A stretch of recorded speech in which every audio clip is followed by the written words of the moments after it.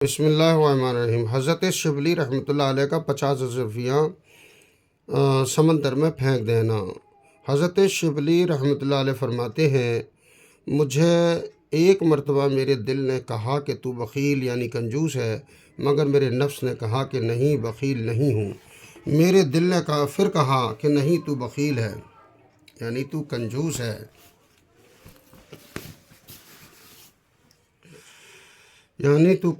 ہے، بخیل ہے۔ میں نے اس کے جانچنے کے لیے ارادہ کر لیا کہ سب سے پہلے میرے پاس جو کچھ آئے گا، خواہ وہ کتنا ہی ہو، میں سب کا سب اس فقیر کو دے دوں گا جو مجھے سب سے پہلے ملے گا۔ میری یہ نیت پوری بھی نہ ہونے پائی تھی کہ مجھے ایک شخص نے 50 دینار اشرفیاں نظر کیے، تحفے میں دیے۔ میں نے وہ لے لیے اور اپنی نیت کے موافق کسی فقیر کی تلاش میں نکلا۔ سب سے پہلے مجھے ایک نابینا فقیر ملا جو ایک حجام سے حجامت بنوا رہا تھا۔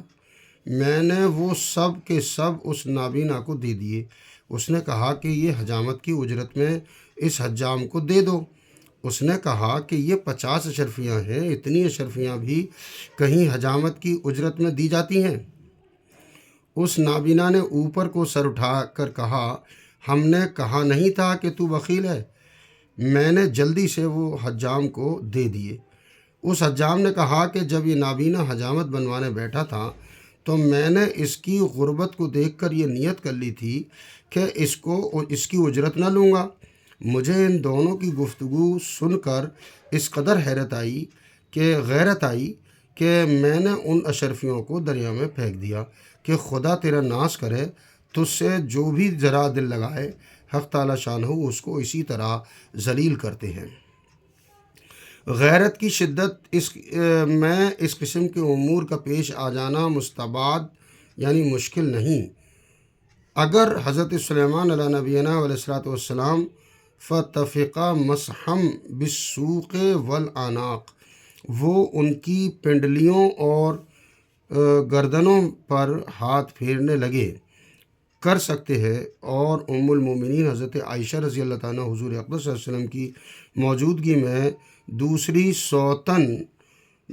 سوتن کا پیالہ پھوڑ سکتی ہیں اور اس کا کھانا پھینک سکتی ہیں، اور حضرت عبداللہ بن عمر بن عاص رضی اللہ تعالیٰ اسفر کی رنگی ہوئی چادر کو صرف حضور صلی اللہ علیہ وسلم کی اس سوال پر کہ یہ کیا پہن لیا، تنور